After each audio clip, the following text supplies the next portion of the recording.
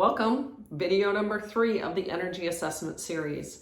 The first 2 videos covered what's on your table, so documenting everything you do in a day, a week, a month, a year, all of the different activities, and then categorizing them on 7 separate sheets of paper. And you'll see, especially today, why we needed 7 separate sheets of paper for relationships, physical, spiritual, work or vocation, not vacation, work/vocation, personal growth, play, and other random stuff. And so what you did in the first video was to document and take everything from your table and put it in one of those categories. Then last week's video, or the last video we did, was the why. Why are we doing? And we explored using the lean manufacturing or root cause analysis. And it's not really root cause in this situation, but really kind of digging deep into the why. And that's so important because intentionality is what really gives us the fullest life and gives us productivity and juiciness in life. This third video is all about the emotional landscape of these activities. And so this third column are going to be, what emotions do you experience going into this activity? So leading up to or before this activity. What emotions do you feel during the activity? And then what emotions do you feel, what emotions are brought up as a result of this activity, after the activity? And I want you to explore all 3 of those because that makes up a full emotional landscape. Because an activity isn't just what it is when we're doing it. It's also, what does it do for us? What is it giving us? What is it generating in us? Because some activities, we may feel okay doing them, and when we're done with them, we are just absolutely drained. We are just absolutely done. And I want you to go into this really with no judgment, really just being the observer. Okay, this is super critical because there's no judgment around emotions. Emotions just are. Emotions are energy in motion. They are a combination of what we're thinking and how we're feeling. Not everybody thinks of emotions that way. This is kind of an important aspect. It is a combination of thoughts and feelings, and it's something we experience. And I'm providing with you in this, on the webpage and in the email, a tool from Lazarus, and this is from the company Concept Synergy, and this is called the Tiers of Emotions. And the way that you read this is from the bottom right. So this is the bottom right, coming up to the left. So this is the most constrictive emotion, or the most imprisoning emotion, up through, these are all constricting or imprisoning emotions, things that separate us from ourselves, separate us from others. And then the second tier, once we get up to the bottom left, we come back to the right and come around to the left. So these get more expansive. These are transitional, which means that we can either go up the scale, they can help us transition to a more expansive emotion, or they can help us, they can take us in a spiral down through and into more constrictive emotions. Now, you'll notice I'm using constrictive, expansive, and these are the words in this tool. I don't like at all positive or negative emotions. They're not positive, they're not negative. They are either expanding and higher vibration energies and emotions, or they're lower vibration. And this is where the key is. This is why I like adding this on. This is a tool. The energy assessment is part of a being doing course. The base of it is part of a being doing course from the Monk Manual's being doing course.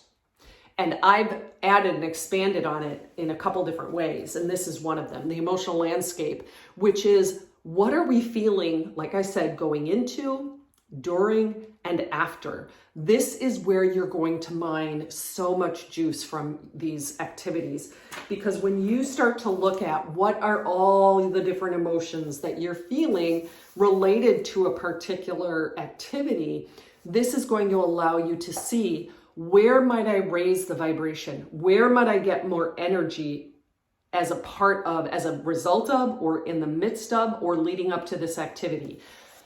Or where, maybe the emotions are so constrictive that you think, wow, this is an activity I have got to figure out a way to either delegate or, dismiss. I've got to figure out a way to get it off my table, off my plate, because the emotional landscape of that particular activity is just so constricting that it's sucking energy from you. It is pulling you down into a lower vibration.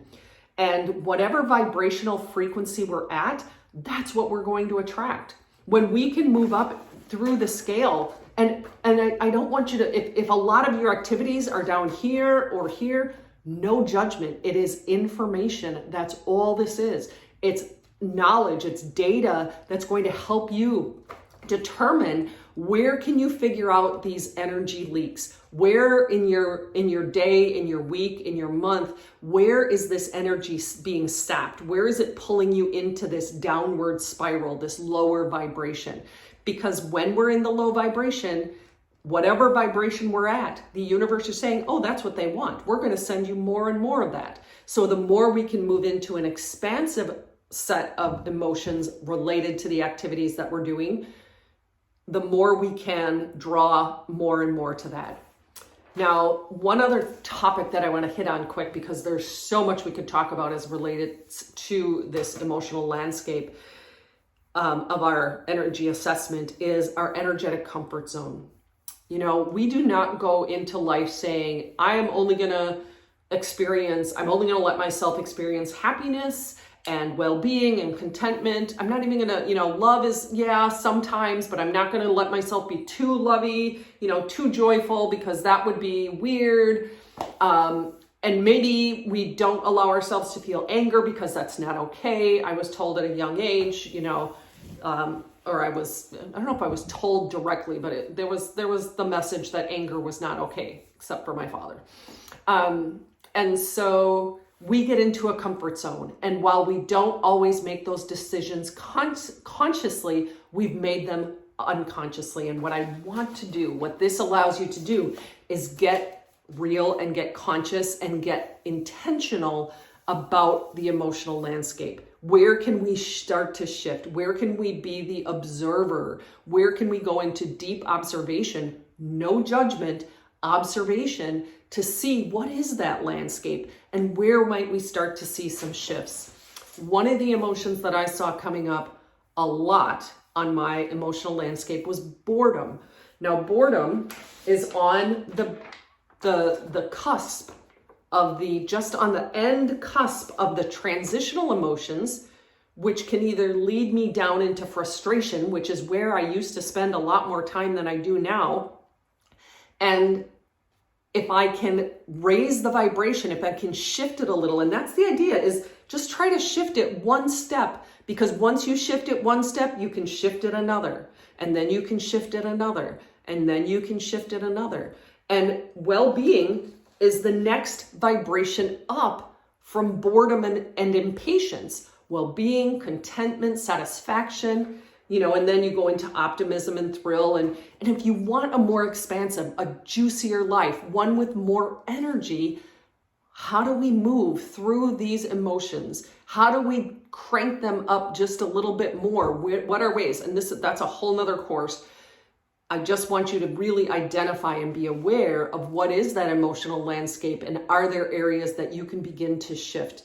And maybe there's an emotion there's an activity that has such constricting emotion associated with it that you do need to find a way to shift that activity so that the emotions can be different with it. Or there's also ways to shift beliefs, which is a whole nother video in and of itself again as well. All part of the energy wisdom and the energetic blueprint work that I do. So if you have any questions, feel free to ping me. I'd love to hear what insights you're mining from this activity. It is a juicy one. So looking forward to hearing what you find out.